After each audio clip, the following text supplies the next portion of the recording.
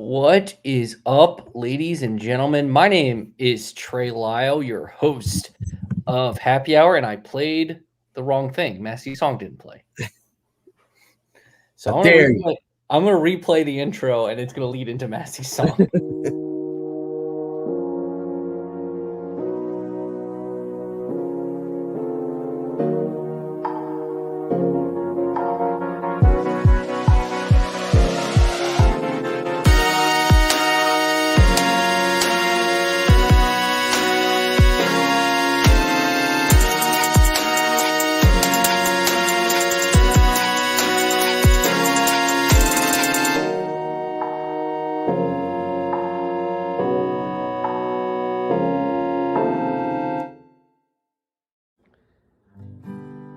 I thought walk-offs were only true in fairy tales, meant for baseball but not racing. Plus we're at Darlington, do-do-do-do-do, favorites always win, do-do-do-do, there's no chance for winning, you'll get in. But then I saw old Chase Briscoe, baby, took the lead of the race, held off Rowdy, Briscoe won. Ooh, Stewart House Racing, last shot at chasing the championship.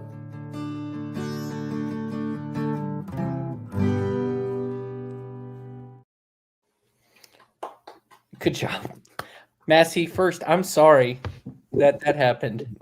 Second, welcome back to the Happy Hour podcast. We'll just say that's our first commercial break ever in the Happy Hour podcast. Wait, no, we did play the Burger King commercials in this. So welcome on into the Happy Hour podcast once again. That was Michael Massie. He is our Shrek for this. So he's our ogre. He lives in a cave. Thank you so much for... Schmessy Mouth? Is that what that was? Well, it's also a song by the Monkees, so the original version. So we'll educate Caleb, folks. All right, first before I introduce everyone else, I want to give a shout out to Marcus. First comment in here, he did it at 2:30 today, saying he was that it's his birthday. So happy birthday, Marcus! Dropping into the garage. Happy birthday! Are you related to Memphis Villarreal, Marcus? That's my question. That is a wondering. I hopefully he's in here and can watch live. If not, reach out to us. Here's our Twitters or at Front Stretch, and let us know. Happy birthday, Marcus. Maybe you're celebrating hard right now, so we'll let you do that. He did put his prediction for the Cup Series champion in here, which I'll reveal later in the show. But as this goes on, leave your playoff predictions because this will be the smartest NASCAR playoff preview you've ever seen. Because that is what we're here to do. But joining me as they always do, Michael Massie, Caleb Barnes, and Davey Segal back after a week off. Davey, you are going first with this one. But before we get there, sit back, relax, crack open that cold one. Unless you're driving, of course. As always, subscribe to our YouTube channel. Make sure you subscribe to the podcast feed. And like I said, leave your comments throughout the whole show. We'll visit them throughout, including your playoff predictions on who you think is going to hoist the Cup Series championship in Phoenix. I believe the two guys below us are going to be there at least. So it should be a fun postseason. Davey, let's revisit a entertaining Southern 500, maybe one of the best Southern 500 I personally have ever watched. But Chase Briscoe with a really historic, walk-off win. Yeah, as Massie so eloquently put it and very nicely said, there goes Chase Briscoe, baby. Didn't see that one coming. And, with all the conversation that we have gotten into and we probably will get into later tonight around the regular season finale, should it be Daytona? Should it be Darlington? Should it rotate? Should it be somewhere else? I was not expecting a surprise winner at Darlington for sure. And I think I told you, Trey, on the fast lane that I wasn't even expecting a surprise winner at Daytona. So that just shows you what this mug knows, which is next to nothing. Hence the name of the show. Hence the headline today, the smartest NASCAR playoff preview. There you go. I didn't see Harrison Burton coming. I don't think anybody did, but I sure as heck didn't see Chase Briscoe coming. Massie, I am very, very interested to see what you have to say because we know that Chase Briscoe is capable of winning in the Cup Series. We've seen that before. We know he's capable of winning at Darlington. We've seen that before, beating Kyle Busch to do it. But did you expect this to happen on Sunday? Because I sure didn't. I did not expect it, Davey, but I'm not extremely surprised just because Chase Briscoe, we saw back in 2020, as you mentioned, that duel with Kyle Busch when he was in the Xfinity Series and he came out on top. He is good at Darlington. And I just feel like we've forgotten how good of a prospect Chase Briscoe was, how good he was in Xfinity. And it's because when he got up to the Cup level, he got with a team that was, we didn't know at the time, but they're on their way out. So I feel like the team has really let him down these last couple of years, that maybe he could have had more of these performances if he had joined Stewart-Haas a couple years earlier. It was just bad timing on his part. So I'm really interested to see what he can do once he gets to Joe Gibbs Racing. And, it's not a team that's kind of in a lame duck mode. He's going to have a car where every week he can win. And yeah, I think that this is just the start. The other thing we talked about last week, the 100 starts, like getting to 100 starts. Chase is a little past that, but he's not much past that. And we're seeing now where he's got that experience to where maybe he can get up there every week. And we'll get to it later, but I don't know that he gets eliminated the first round like I think a lot of people expect. What do you think, Trey? What do you think about this Chase Briscoe walk-off? I mean, he was probably the second best car behind Kyle Larson all night. It was either or the third, depending on your thoughts on how Hamlin was. And he did what he needed to do. And you have to give an even bigger hat tip to Stewart-Haas Racing because typically they're always bunched together, or you have one car. Typically last year was Kevin Harvick separated from the rest. But Josh Berry, before he wrecked out, was in the top 10 most of the night. I believe Ryan Preece finished 11th. Noah Gragson had some, Stewart-Haas was pretty much all four cars were in the top 15, I believe, most of the night. I mean, it comes down to this. This was a YOLO move, I would call it. But this is one of the great, I'm going to play this. This is from NASCAR's Twitter. This pass, and I know it wasn't technically for the win because there was a couple restarts, but this pass summed up how good he was, just on one in this Southern 500. This is one of the best passes I've ever seen live in a NASCAR race, considering the good cars he's passing. You're passing Ty Gibbs, Kyle Larson, and Ross Chastain. And it's at Darlington, which is arguably the hardest track to race at. Here goes Briscoe on the inside. The big move from Chase Briscoe. This could be the difference between making the playoffs or not. Wow. Here goes. How in the world he gets that to stick, I have no idea, because he sent it. And he passed three cars in that one corner. And Lee Diffie was right. It was the difference between making the playoffs or not. And ultimately, he gets the track position there where he can get those restarts late, and he wins the race. And he had a duel once again to Kyle Busch at the end. I mean, he had to outduel Kyle Busch, Kyle Larson, and Denny Hamlin essentially for that win.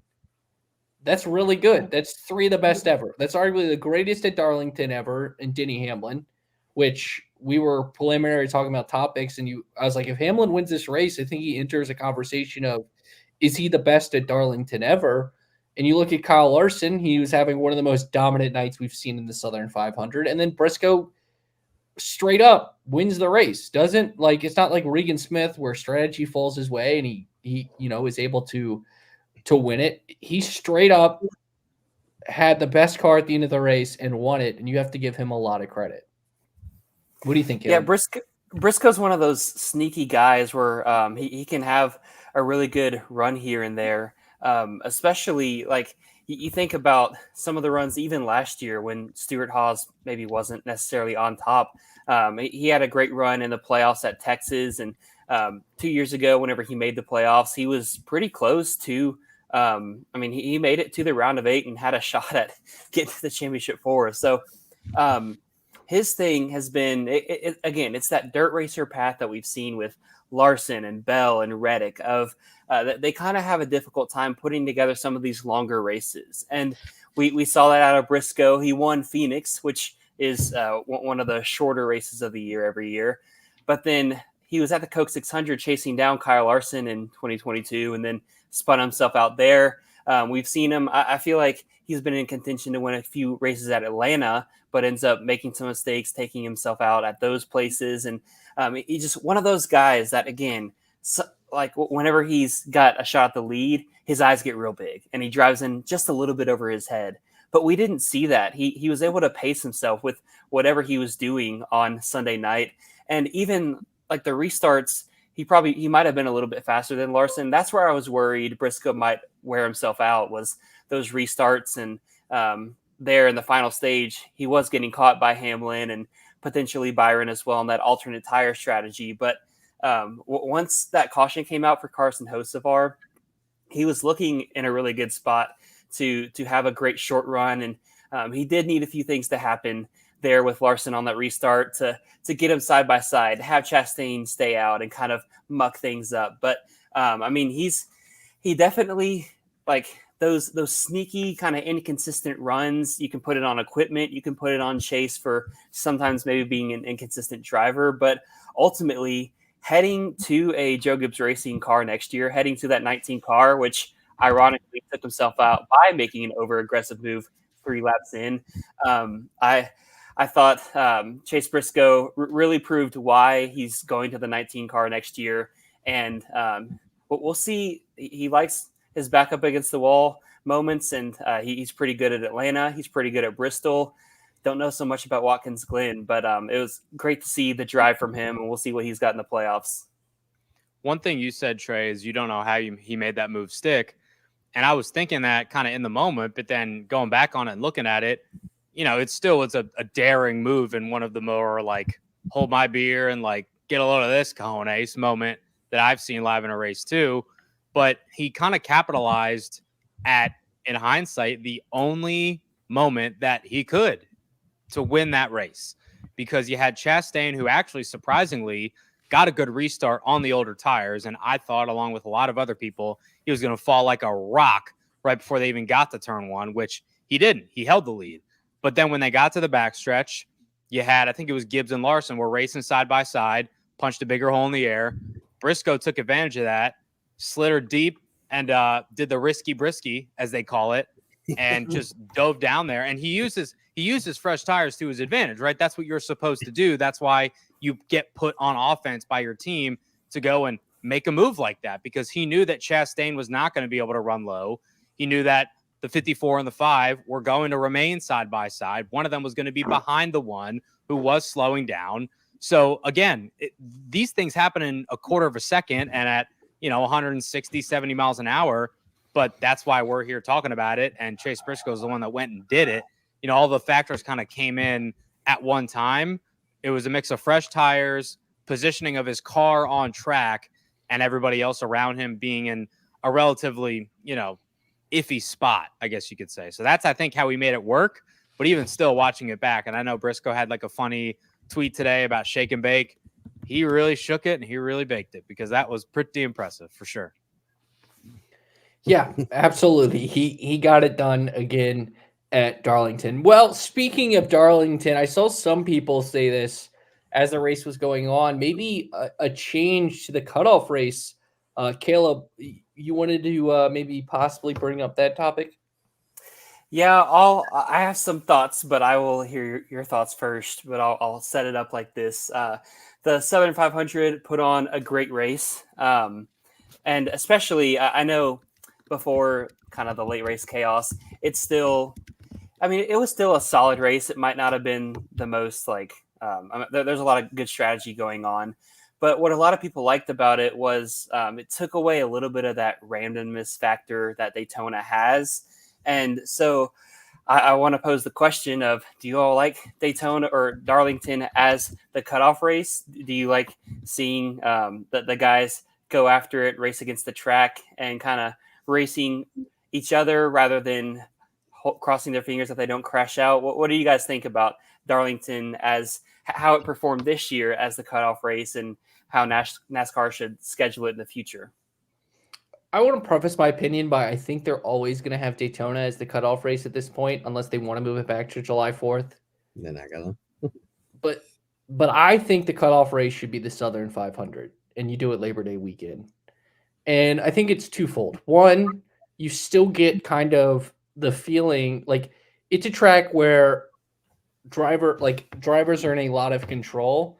So you still get that sort of sense of controlling your own fate. I mean, look at what Chase Briscoe did. Eric Jones won this a few years ago. So this is a race that has produced, I don't want to say off the beaten path winners, but upset winners more often than other generic cookie cutter mile and a half tracks. I also think about it like this. Most sports start off with a marquee event and end with their most marquee event, aka the NBA final. NASCAR is in a unique place where they start off with their most unique event. But you could argue their second most unique event or marquee event is the Southern 500. So why not bookmark your regular season with your two biggest marquee events? And it kind of falls in line with other sports, except obviously at the end of the year. So most sports have it. But I think that sort of vibe of you're bookmarking your regular season with the two biggest races of the year could be a really cool selling point to fans and a really cool selling point to other drivers. And after I enjoyed the Southern 500 more than I enjoyed the Daytona race, and you still got the same feeling from a winner, like in terms of the upset, and you felt good that the guy won in terms of Chase Briscoe, same vibe you got from Harrison Burton. And to me, and it's just because the way super speedway racing has evolved to, like, I feel like Chase Briscoe earned that win. And I'm not more than Harrison Burton, and I'm not here to take away from Harrison Burton. He outdueled Kyle Busch in the final lap at Daytona.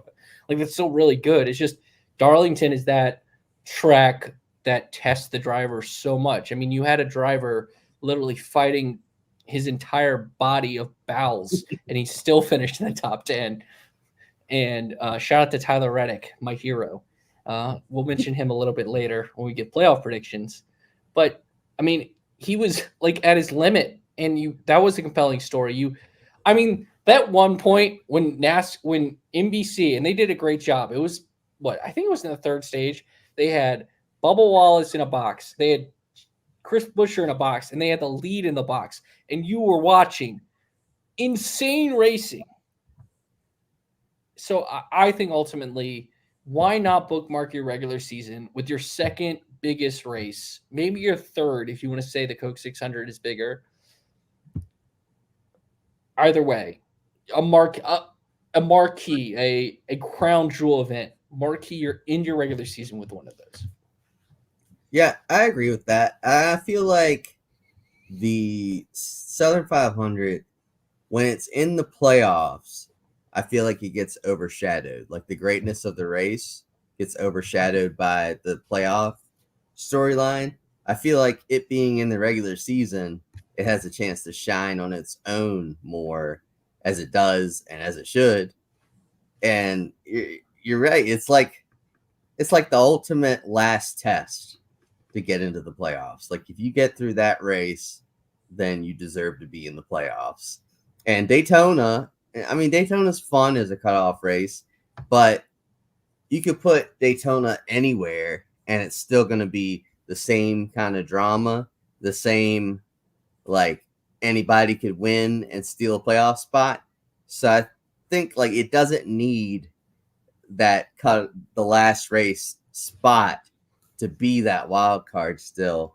I get why they put it there, but it's also like it's kind of harder to follow when Daytona's the cutoff race because the lines are changing so much. Someone can drop 10 spots in a lap, and I don't know, it's just harder to do like the different boxes and keep track of the lap points. And I feel like a race like Darlington, where maybe it can get strung out a little bit, but you still have great battles within the field. It is more fun to have those multiple boxes, track. And I feel like the Charlotte Roval's the same way, where when you have the multiple boxes with the playoff drama, as it being a cutoff race for the playoffs for a round within it, that it's at its best when that's the situation. I kind of feel like that way about Darlington as well. But, it ain't changing. Daytona ain't going back to July 4th weekend anytime soon. The city of Daytona is happy with having another weekend they could sell stuff to, because they already sell pretty well at July 4th weekend because they got a beach. Yeah, Daytona Beach. So, yeah, I get it from their standpoint, and I get it from NASCAR's standpoint of like having a guaranteed crazy wild card race as the cutoff. But still, it would be fun to, in a perfect world, we would rotate with the cutoff. If we could run NASCAR, this is what we would do. Yeah, you'd have and a good thing that we don't. Yeah, good thing we don't. I don't know. Yeah. I think it'd be a good thing. I think you have Darlington, Kansas, just some races. Bristol. Homestead's the championship race, so we can all. I can get behind that. All go to South Beach, man. Yeah, even Homestead as a cutoff for the playoffs would be fun. But yeah, we're having it at Daytona. Let's be real. NASCAR sending the popo. That's what you can hear right now. No, that's city living, boys. I see your point, Massie, and I kind of have been flip-flopping a little bit too, because leading up to the 25 schedule release, I'm like, yeah, put Daytona back as the finale. That's where it should be. We like, to quote my friend Chocolate Myers, we love the excitement and drama. That's where it should be. That's where it has been. If it ain't broke, don't fix it type of thing.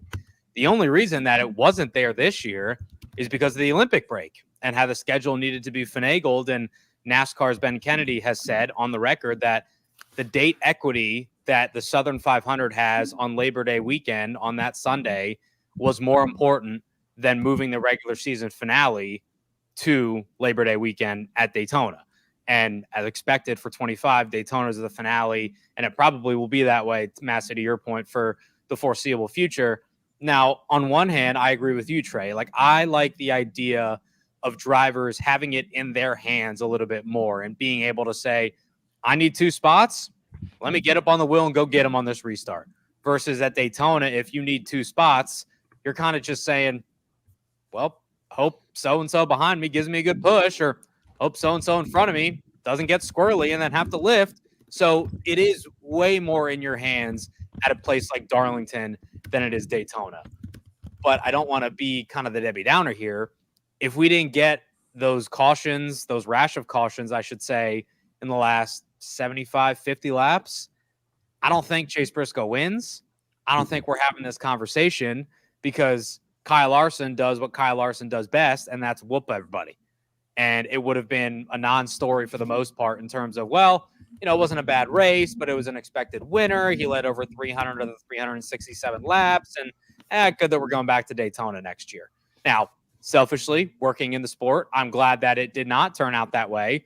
No offense to Kyle Larson and his supporters, but Briscoe earned it, just like Austin Dillon would have earned it if Stenhouse didn't wreck Priest coming to the white flag, but that's neither here nor there. So, Caleb, I kind of can see both sides here. I liked where it was this year, being at Darlington and having that triple box on that NBC put up. That was awesome. But I think next year, and even looking back to last year, having it at Daytona, that also is somewhere and a place and where it lies in the schedule that NASCAR has really found a good home for it. I think the track is happy with it. The sanctioning body's happy with it. Even if the drivers aren't happy with it, they had 25 weeks before that to try to win their way in. So I could kind of go either way. I know that's kind of a cop-out, but you said that you had some interesting feelings on it, Caleb. What do you think? Can I get a quick point in, Caleb? Davey, you talked about like drivers going to get it.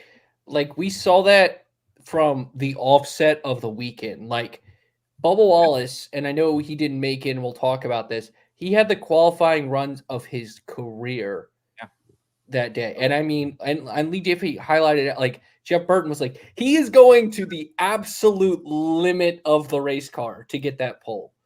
And you don't get that at Daytona. I mean, qualifying at Daytona is a wash. It really. And to see that, it led into the, and I kind of disagree, and Caleb, we'll get your point in a second, like with your second part of like, we still had that compelling moment of like, is Bubba going to pass enough cars, or is and you had Busher fading as that run was going on. So like there was still compelling action going on in that last stage. Busher right hooked somebody. He was so desperate. Yeah.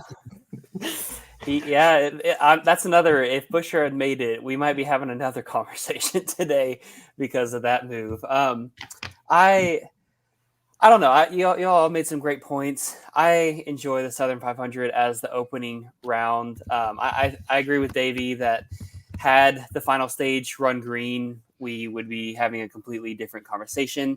I'll one up you, Trey. I almost feel like it'd be really neat to just book in the season with crown jewels, because the Southern 500 will be the ultimate driver's test for a championship 4 to decide a championship. Now, I don't think it'll ever happen because the facilities at Darlington, just the city, doesn't match the same vibe First as a thing I Homestead did or once the Phoenix. checker flag flew, Caleb, was Google what is the weather like in November in Darlington, South Carolina. It's not bad.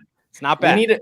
It's not. We just need to reach out to Hunter Thomas, who does some great stuff, and he I think he works for the government at Darlington as well, or like, so he would know.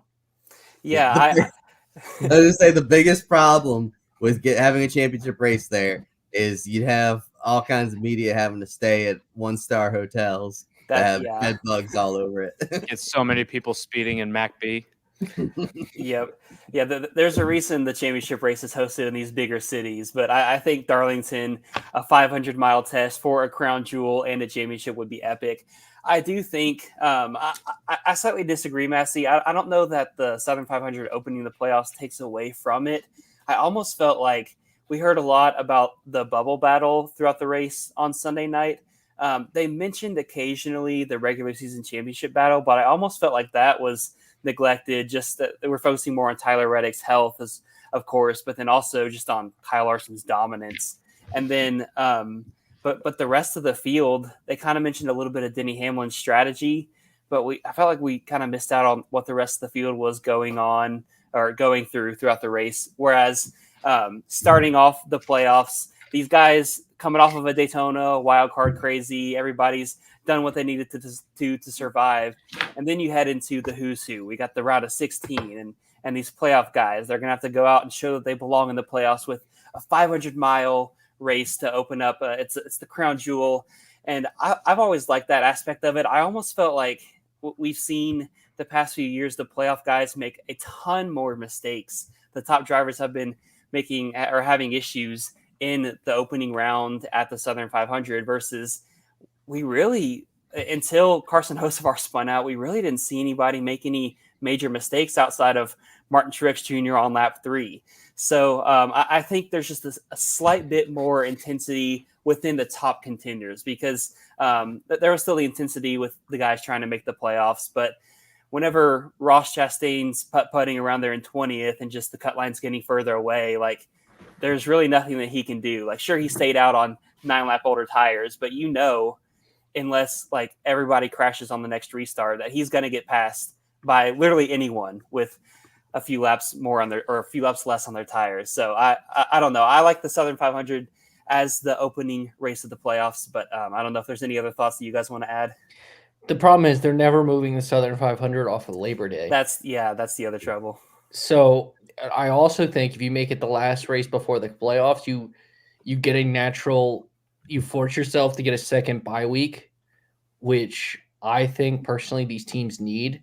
And Davey, you probably have more personal connections with these people than we do because you are, immediate superstar. But it definitely feels like a long-term issue for NASCAR scheduling is the fact that unless there is this, pretty big event called the Olympics, they're only going to have one off week basically from February to November, which is kind of unheard of in sports, and especially a sport that involves a lot more traveling than, others, if I had to say. Because in your stick and ball sports, there are weeks at a time where, yes, you're playing, but you're at home. Like, it's not like you're traveling every weekend across the country. Yeah, I mean, sometimes they are at home, like there's Charlotte, Darlington's a day trip, Atlanta, Bristol. Like, I get that, but I just think 28 weeks in a row is insanity. It's not putting the people that work in your industry and work for you as a company in a good mental headspace, not to And like it's get not the down this rabbit drivers, hole. right? Like it's not the focus Yeah. isn't even on the drivers, it's the crew and the No, and I mean, everything like, else with that. look, I get it. Like you're pumping out an entertainment product and we are consumers of that product. And I get that. And, you know, us four here, we love NASCAR and it's become like a fiber of our being and we're making a living in it, or at least trying to. So we love it. Right. But that's too much. Like I have said for a long time, 36 races is too much. One off week is too little. 28 straight after, which is going to be the longest streak after this year, which is 25 in a row. I just think it's unnecessary. I think it's bordering on irresponsible. And I get why they're doing it. And I don't pretend to have all the details or know all the intricacies of it, but I just find it difficult to believe that there wasn't a way to add one more off weekend in there, throw in a midweek show, a doubleheader, something to just give these guys and girls some relief. Because I'm telling you, there's already some not too happy people. And look, we're all going to watch, we're all going to listen, we're all going to go. Like, that's not going to be a problem. But I think that long term, you know, you may start, no pun intended, driving some people away in terms of those that work in the sport just because of burnout. I don't think it's good, healthy, long term. I did 3 races in a month and I got an off weekend there and I was burnt out. So let's go ahead, Massie. I say it's a TV product, right? Yep. And I get it. It used to be all TV shows would have like 22 to 26 episodes a season. Now all the most successful TV shows have like 8 to 10 episodes a season because that whole less is more thing. We should have less races, but we're not going to get that anytime soon with that new TV deal that just got signed. But I will say, I wanted to add that I'm glad that even with the playoffs kind of being the big storyline, that the Southern 500 wasn't overshadowed. Like, what did Chase Briscoe's team tell him at the end? They didn't say, go get a playoff spot. They said, go get a Southern 500 win. I think that speaks to the volume of how big a deal that race is. And also, you got to think, too, like with the NFL starting, that might be the last race that a lot of fans watch this year. I mean, with the NFL start, like ratings historically dip or in the fall. And so what a great, like, lasting image to put in people's minds if that's the last race they watch this year. Maybe it'll inspire them to watch a couple more. But yeah, that's all I had to add about that. Yeah, it was a racer's race. And I'll say one more crazy thing. Don't have the time to go into all the details, but if you want me to in one of the future weeks, I have a plan. And you're going to think I'm crazy for this. I actually have a plan for a 40 race NASCAR schedule with 4 off weeks, including a 2-week midseason break. But that's another time, another episode where I can share that plan. That can be like a YouTube short that we'll cut to, right? Like basically, you know, Caleb edits all our social videos. So we'll maybe for the award show, we'll say Caleb's craziest idea, and then we'll enter this clip, and then we'll enter him like doing a whole "It's Always Sunny in Philadelphia" bit with Pepe Sylvia And a Long John Silver's. And a Long John Silver's. Gotta be. Yeah, you have to do it in a Long John Silver's on a whiteboard while eating some fried fish. I'll use the fish to point out my. I'm just kidding. All right, we need to move on to our topic. Obviously, Chase Briscoe getting "quote unquote" the final spot in the playoffs left some very interesting drivers outside. Massie, you wanted to talk about the drivers that will not be participating in the postseason. Yeah, so I wanted to ask you guys who you think the biggest disappointment is for this season. Obviously, Sunday we saw Bubba Wallace, Chris Buescher, Ross Chastain all fail to make the playoffs. And I think I don't know about you guys, but I thought all 3 of them would make it. But we saw them miss. Kyle Busch went down swinging. There were 7. I looked at the NBC had a graphic. There were 7 guys who were in the playoffs last year that did not make it this year. Obviously, one is Kevin Harvick. So he can write that off. But the other 6 among them, or even someone that wasn't in the playoffs last year that you thought would have a good year, who do you guys think is the biggest disappointment? I'll tell you guys after you tell me. Let's lead off with you, Caleb. I think it's no contest, and I think it's Bubba Wallace by far. I mean, when you have somebody that's a teammate that is not just winning races, not just running inside the top 5, not just battling for the regular season championship, but winning the regular season championship, and you don't make the postseason, that's, in his words, unacceptable. And he used those words, not even flippantly, because I think he truly means that. And I was at Pocono when he kind of turned a new leaf and, took responsibility for some of the stuff he did and said after Chicago and all that stuff. And I do think that Bubba Wallace has kind of, gone into the next chapter of his professional life, maturity. He's got a baby on the way, all those things with his wife, Amanda.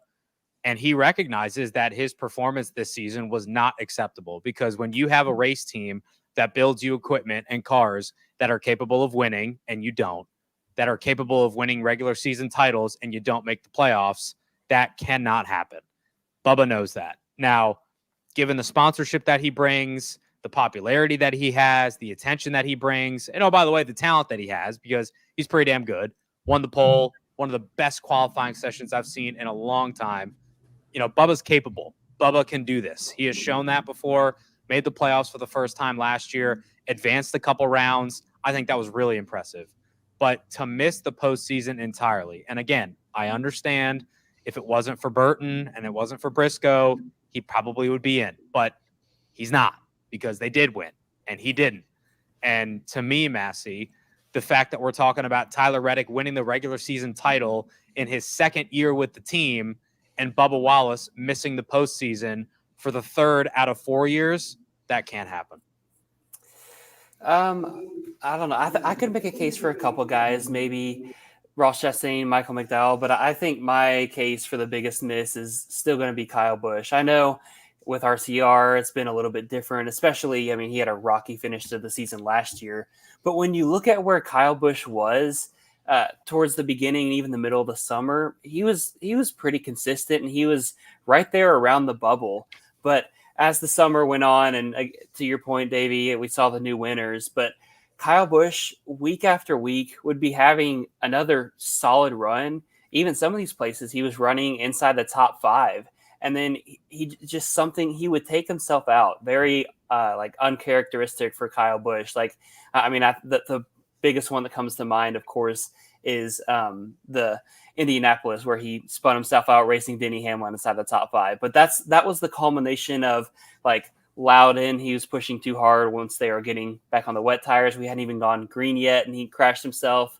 Nashville, he was having a solid run, and some of that wasn't his own doing because of the late overtime chaos, but it was just time and time again towards the ends of these races where Kyle Busch, he's right there on the bubble. This is his chance to beat some of these guys. This is his chance to win a race, and he just took himself out.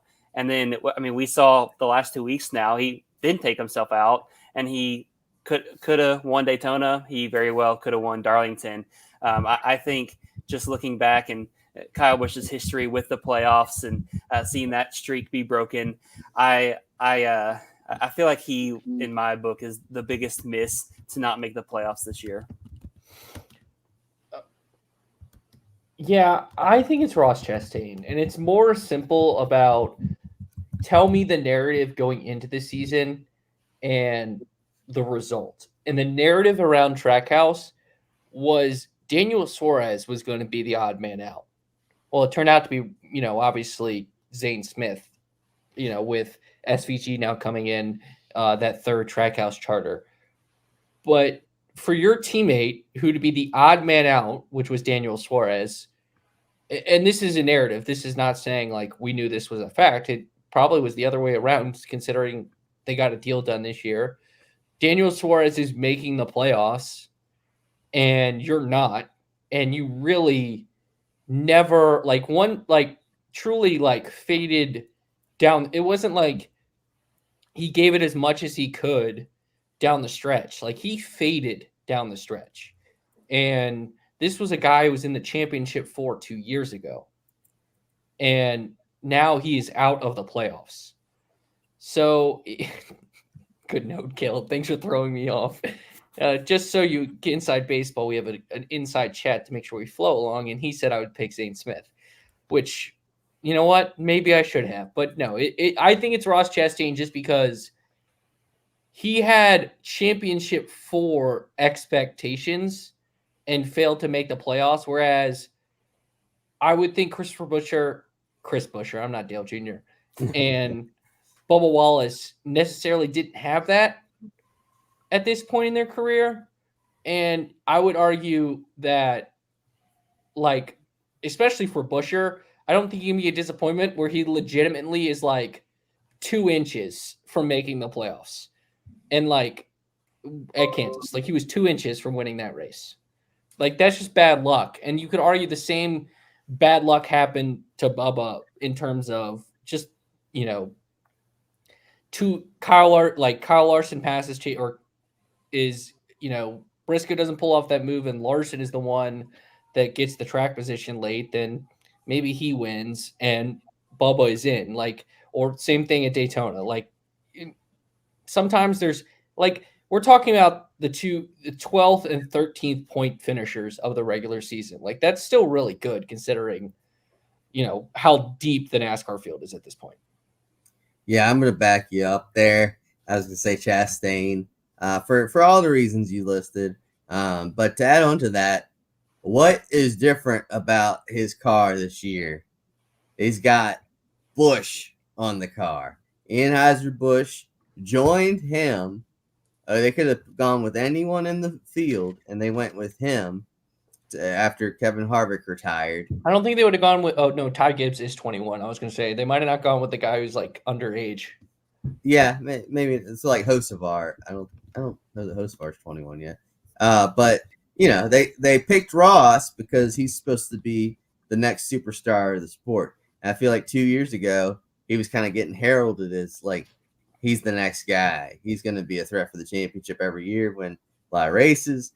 And, you know, kind of be like a Dale Earnhardt type where he doesn't take anything from anyone. And, you know, the don't give a F tour as they talk about on DBC. And he just, I don't know. It's like aliens abducted Ross and there's like a pod person there where there used to be Ross Chastain in his place because he's gone completely vanilla this year. All that watermelon personality, all that has seemed to have been zapped from him. You see it in his driving. It's just not, it doesn't look like the same guy from early last year even. And to go out there with a big sponsorship and he has Anheuser-Busch and go winless, miss the playoffs. I mean, I wonder if Busch is rethinking their decision at all, because that is not a great first year to have with their new driver. So that was the biggest disappointment. Moving to our final topic, let's talk about these playoffs. Before we do, I just want to update the front stretch draft. I'm not sharing it because I have the slides for our picks up. Massie and I ended up me and Tom ended up scoring the same amount of points this week with our playoff drivers, 148. Massie at 130, and then Brian at 77. Just he's gone. He's the out second worst week of the year. Like 33rd through 36th or something. So looking at this, so I'm at, after the totals, Massie gets 50 bonus points because all 5 of his drivers made the playoffs. Now that Chase Briscoe won, I only get 3. Tom has 2 and Brian has 2. So Massie holds a slight 13-point lead heading into the playoffs versus me. 300 points down, or a little less than 300 points down, is Tom, and nearly 400 points down is Brian Nolan. So clearly going to be don't call it a comeback. A battle between myself and Massie for the title. Yeah, Massie luck. had all 5 of his drivers make the playoffs. So Trey finished the regular season technically in front of Massey, but then with the playoff drivers, Yeah, so Massey I should get 15 bonus points for the regular season championship. No, wasn't in the rule book. I think things are good as they are. And I'll just keep on adding up points as my guys get through rounds. We're gonna have a Yeah, NASCAR appeal on Wednesday to discuss. I also have 3 of the top 5 like points getters of all season on my team, so I feel really good about it. All right, And Zane Smith. and hey, he had a really good stretch. Like Coming around, Caleb. Zane Smith's improvement is the reason I have a shot. Like, let's be real here. So, hey, there was 2 takes I had this year. Zane Smith as rookie of the year. That might not work out, but Might not work out. It's not going to work out. Well, it's between him and Hocevar, right? Josh Berry. Oh yeah, Josh Berry. I forgot about that too. Josh honestly. Berry's at 4. Actually, Hocevar is above Josh Berry right now. 467. I wouldn't hold your breath on that one. 448, and then Zane is at 3. Yeah, Zane ain't gonna win rookie of the year. Massie That was is an now. insane take from you. I know. All right, let's do our playoff predictions. Starting off with the beautiful, the dashing It's got to be me. Davey Segal. You Yeah. knew it. Yeah, that was coming. Well, All also, right. I want to mention before we start, we do have a surprise guest picker in this, and I will let y'all guess who it is when his picks come up. All right, here's my bracket. I'm going to talk through this, and I have my text to you, Trey, pulled up so I can adequately say who I eliminated in each round because it's kind of hard to visualize it and say it at the same time. First round eliminations for me. Some are somewhat obvious, some are not. Harrison Burton, have a nice day, goodbye.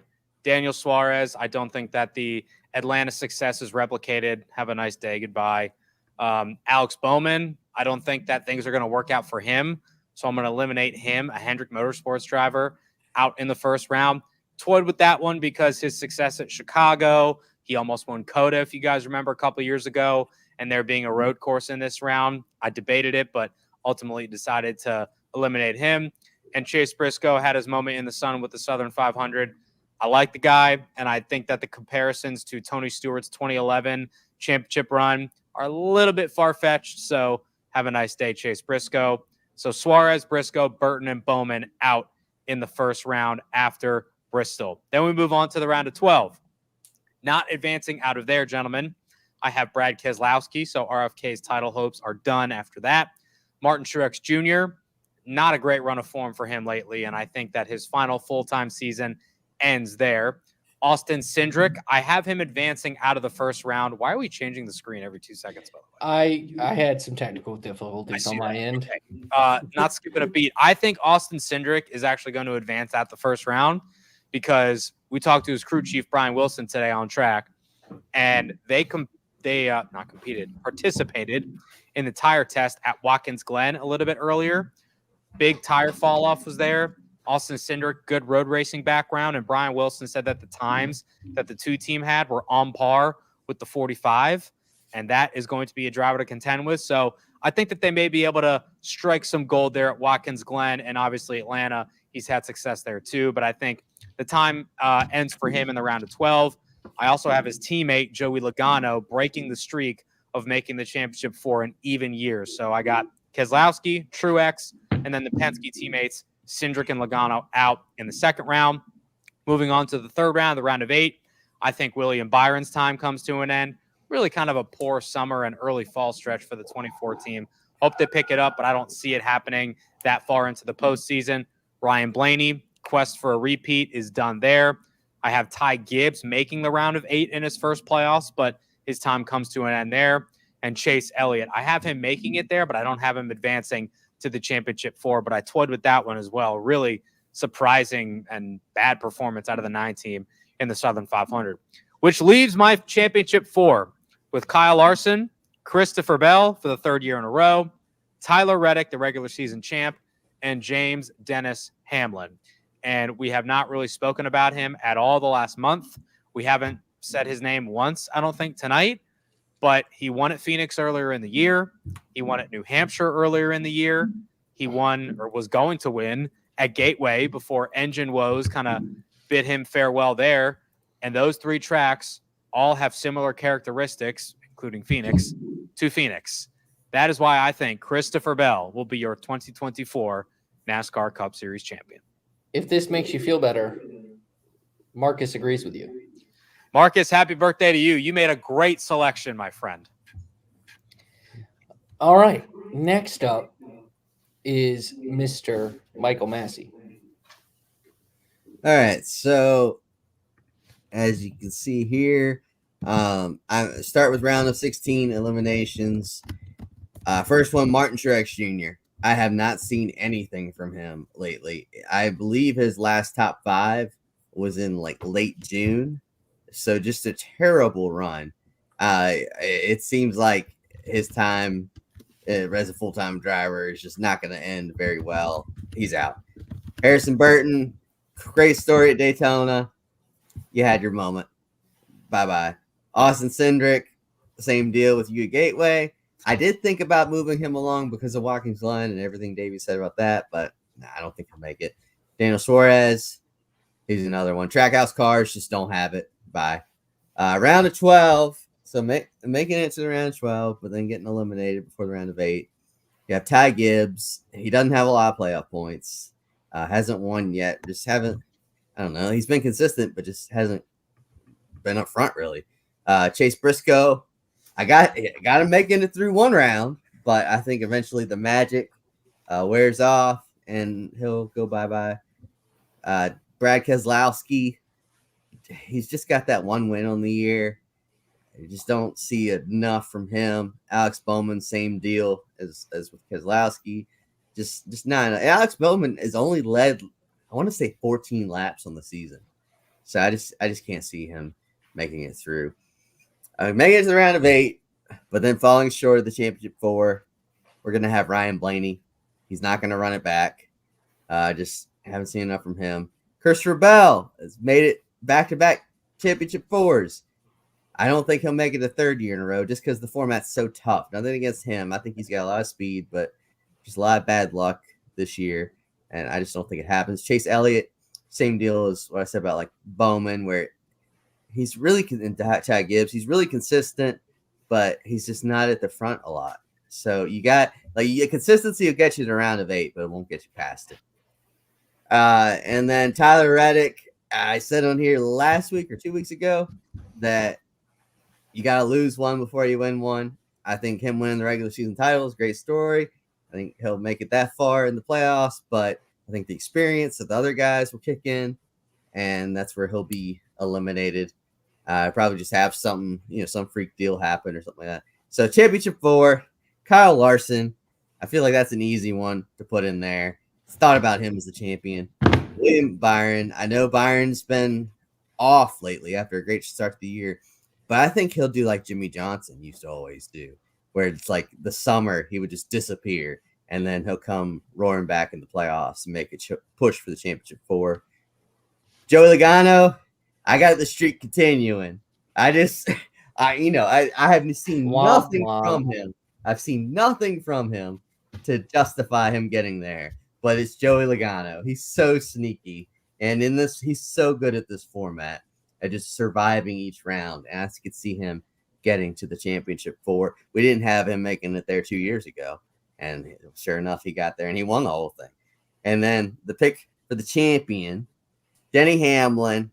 I know that's the thing, like pick him every year. You'd be disappointed. But my belief is that every year, as Jeff Gluck puts it, he has the piano dropped on him to ruin his championship hopes. My belief is that it already happened with that whole deal of the engine from Bristol getting him docked playoff points and just that whole mess. I believe that since that already happened, had it happened in the playoffs, that would have really hurt him much worse. But now that it's already over with, he's already gotten his bad luck out of the way. He will finally get that elusive championship. Now we know lightning might not strike twice, but falling pianos might. So that's true. That's a good point. I don't know. We'll just have to see. All right, moving on to Caleb. Your turn. Yeah, so I was trying to do my research on this. So Did you open a stat corner up? Beep boop, beep boop, beep boop. I might have. So Massie said he doesn't think Bell's going to make it because the same guys don't make it. But we've had 1, 2, 3, 4, 5 different drivers have at least a 3-year streak of making a championship 4. Chase Elliott did it 2020 to 2022. Denny Hamlin did it 2019 to 21. Truex did it from 17 to 19. Harvick from 17 to 19. Kyle Busch did it 5 years in a row from 2015 to 2019. So I think you can see my picks. I'll start out. You can see Christopher Bell makes it. And I think I have almost the same championship 4 as Davey Segal with one exception. But let's break it down and get there, shall we? Cindric, he hasn't been competitive at all, especially recent weeks. He's been struggling. Bye-bye. I'm sorry. I agree with Massie. Sorry, Davey. Bowman, he actually has solid results at Bristol and at road courses, but he's really struggled. I feel like Bowman has the Kyle Larson super speedway effect, but only at Atlanta. So I think that's not going to be great for him. And then he hasn't been as good at the Glen as he has some of the other road courses. Truex, I think he's been putting too much pressure on himself. Martin Truex Jr. is the one regular season champion since we've been doing this in 2018 that hasn't made the championship 4. Every other regular season champion has made the championship 4. And I think he's got too much pressure on himself to win in his last season. I think he takes himself out. I actually think Harrison Burton, looking at his results at Bristol and at Atlanta, he could be a sleeper to steal a round of 12 spot, but I don't think it happens. The round of 12, I think Briscoe keeps his momentum through round of 16, but he's not great at the Roval. I don't think he'll have great manufacturer support at Dega. I think they'll focus on RFK and Penske.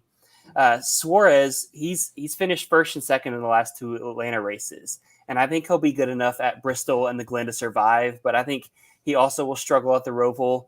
I think he might be the biggest round of 8 sleeper if he can find speed at Kansas in the Roval, because he's actually been surprisingly fast at places like Richmond, and I think he was decent at Pocono as well throughout the summer stretch.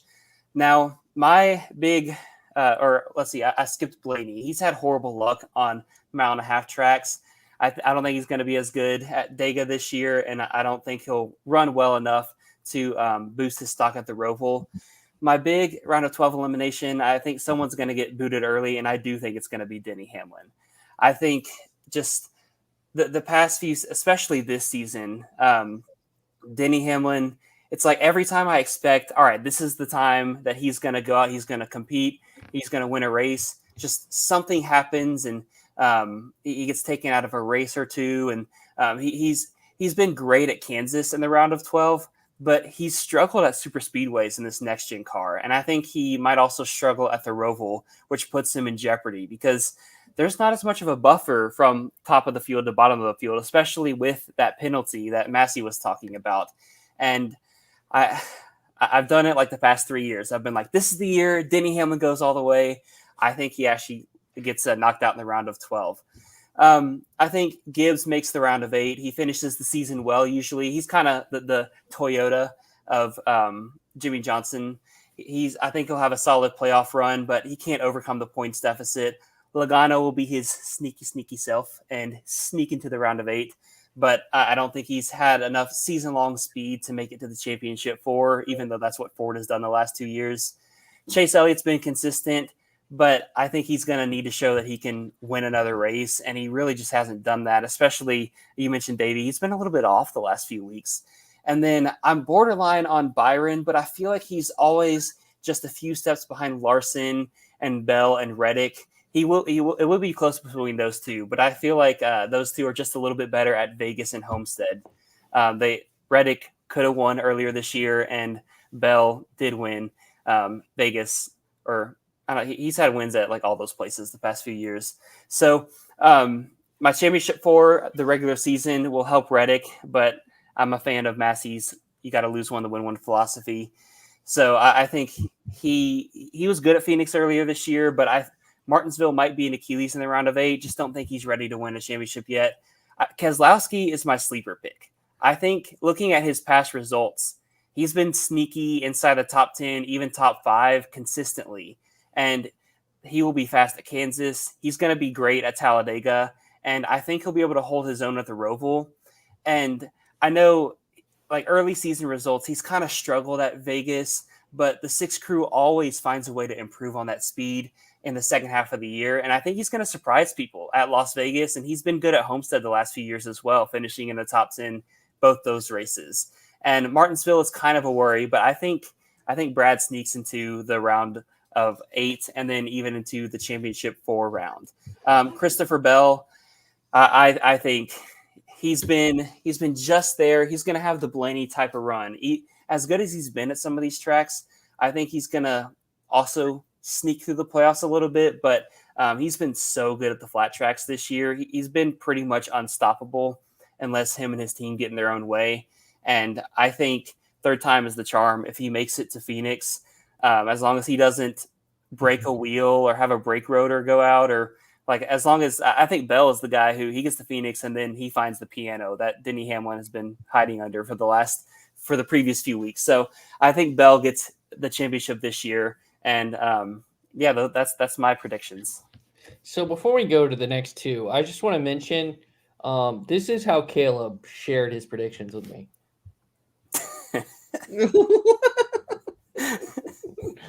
So he got diecast and arranged them in that order, and that's how he sent them to me. So I was trying to get it to pop up on the screen as he was doing it, but I couldn't. So that's how I had to do it. But I'll tweet it out later. So coming up next is our surprise guest picker. And if you are a fan of this show and watched our predictions last year, you should know who this is, because this person picked Chris Buescher to win the Cup Series championship. All I'll say is this person is returning soon, and I had to get this message via carrier pigeon. I think everyone knows who this person is and who's coming back soon. But just to break it down, he's got his final four as Kyle Larson, Tyler Reddick, Ryan Blaney, Denny Hamlin, meaning Chase Elliott, Ty Gibbs, William Byron, and Christopher Bell are out at the round of 8. Martin Truex Jr., Austin Cindric, Joey Logano, Brad Keselowski out in the round of 12, and then Briscoe, Burton, Bowman, and Suarez out in the round of 16. And his actual champion is, of course, good old Dennis Hamlin. So I love how we just disappeared into the abyss. Can you bring him back? Is that possible? This actually happened to Buescher after Kansas. Can I? That's what happened to Buescher on the final run at Darlington. Now, can he go off stage right? Is that possible? No, I set it up just to do that. Oh, okay. He ascended. And that, of course, is Dalton Hopkins. If you are a new fan, he will be back soon. So he asked, he sent me a message via carrier pigeon with his playoff predictions. And of course, he put Chris Buescher, who he picked last year, as his championship pick. All right. Now, I know y'all gave these cute little picks and everything looked great and nice and pretty. It's now time for what you've been waiting for. The correct one. If you didn't pick Zane Smith, you know what? I thought about it. If he somehow won the race at Nashville, he would have also been in my championship 4. And that actually would have meant my rookie of the year prediction would have been right. But going out in the round of 16 is, of course, Harrison Burton, Chase Briscoe, Daniel Suarez, and Austin Cindric. It felt like those 4 were kind of the obvious choices there. I wouldn't be shocked if we get an upset there. Moving to the round of 12, this is where I do have Ty Gibbs, Martin Truex Jr. I actually just cut off the bottom 4. Joey Logano, Alex Bowman, Ty Gibbs, and Martin Truex Jr. Truex has just, these last 2 years with his team, has faded this time of year. And unlike last year, he does not have the points bubble that he needs to advance. So I think he gets out there. I think Ty just doesn't have enough wins.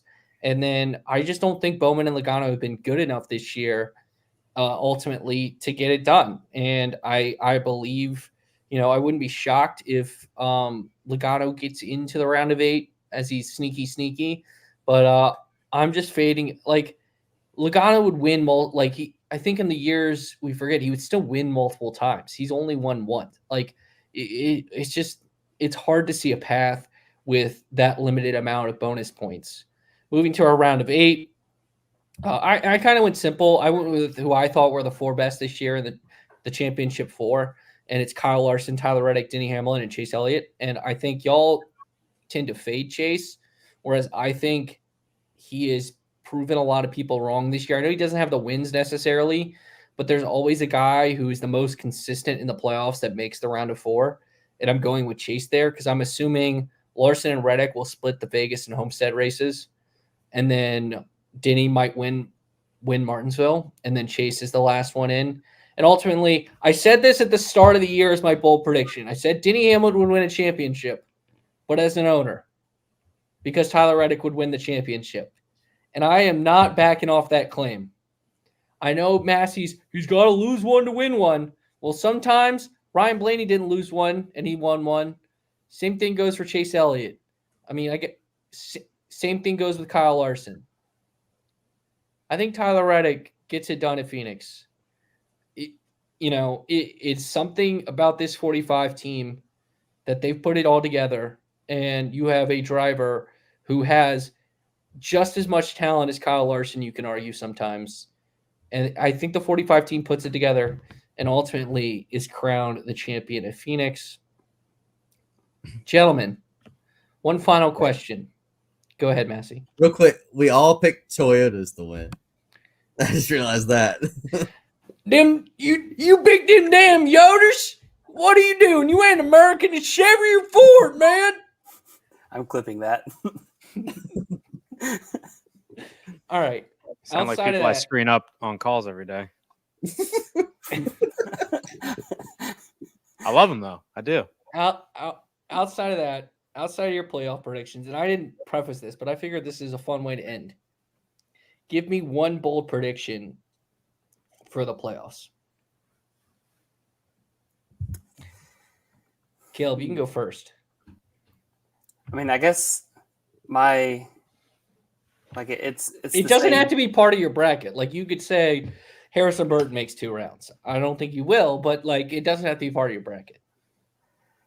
I don't know. I was trying to think of the surprises that we're going to see because we always don't expect the surprises. And that's mine again, I think Denny Hamlin's going to have something happen to him to take him out early. As I was looking at the bubble going into it again, it's a lot tighter than usually. There's 2, 3, 4. Those top 2, 3, 4 guys are pretty separated from the pack. And then 1 or 2 of them has to have something happen to them to even just draw them right to the bubble. But there's a lot of guys just 5, 6, 7 points above it. So I think Denny Hamlin's going to be one of those guys that he's going to be recording this podcast talking about bad luck or something else that actually took him out of the championship way too early than a lot of people are expecting this year. Massie, you have one? Is it a bold playoff prediction to say that Kyle Busch will win one of the playoff races? I think that's going to happen. Sure. I mean, if you want me to go bolder, I can. I have. Well, mine's off the back of that. So, Davey, I'll give you.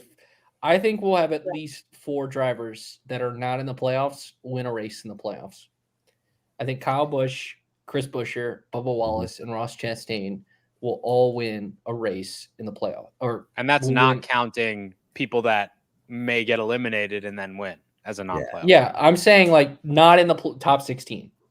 Hey, Austin Dillon was fast at Richmond. What's to say he doesn't go win Phoenix? Yeah. Well, my prediction is about Phoenix. I don't know if I believe this wholeheartedly, but you asked for a bold prediction, so I'll give it to you. And Get spicy with it. This, along with my bracket, is subject to change. But yes, it is. For the second straight year and the second time ever, the winner of the race in Phoenix will not be the winner of the championship. Okay, who's winning? Didn't ask me that. Austin Dillon. Not him. I can see Truex do it. Ooh, that'd be a good way for him to go out. Yeah. Truex gets eliminated but wins Phoenix. How about that? All right, that will do it for this episode of Happy Hour. Massie and Caleb, are you writing this week? Yes. I'm not writing, but I just recorded the Pit Straight podcast earlier with Alex Gintz, Tom Blackburn. So you should listen to that on this feed as well. Listen about my weekend at the Milwaukee Mile for IndyCar. Davey, you got anything you want to plug? Yeah, special 3-hour edition of Loose Ends this week, tying everything up from the NASCAR world. We got Playoff Media Day happening tomorrow, so all 16 drivers will be on Sirius XM NASCAR Radio. You can also hear them on Loose Ends, as well as some of the major crew chiefs, ownership, executives, the whole nine. So it's going to be a special 3-hour extravaganza. You can hear it this Friday night and also replaying throughout the weekend and on the Sirius XM app. How about that? All right. And Massie, you're going to be in Atlanta this weekend, right? Yep. In Atlanta. Unfortunately, with Brian Nolan. Yeah, we don't But- need to mention him. Speaking of, so the Pit Straight coming out, I believe same day we are coming out with this. So if you're listening in the podcast feed, it's the same day. So on Wednesday. But if you're listening to, on YouTube, it's tomorrow. And then on Thursday, we will have Bring the Heat. Guest this week is Justin Allgaier. Brian will also react to everything at Darlington, the latest news and notes, and give us his not so smart playoff preview. For Davey Segal, for Michael Massie, for Caleb Barnes, my name is Trey Lyle. Everyone have a great night, and thanks so much for listening to Happy Hour.